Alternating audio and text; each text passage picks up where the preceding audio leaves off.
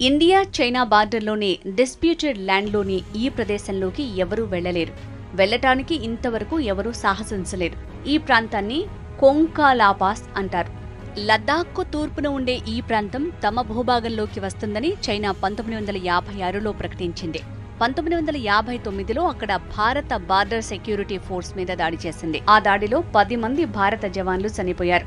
1962లో భారత చైనా సరిహద్దు ఘర్షణలకు కూడా కొంకాలాపాసే కారణం.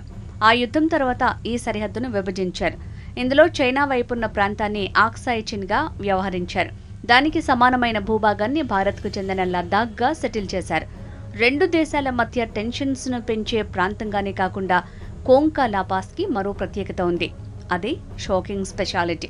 ఆకాశంలో అంతు చిక్కని వింతలకు ఈ ప్రాంతానికి ఏదో సంబంధం ఉన్నది అనేదే ఆ స్పెషాలిటీ. ఈ అందమైన కొండల నడుమ ఏలియన్స్ అడ్డా ఉందని అంటారు.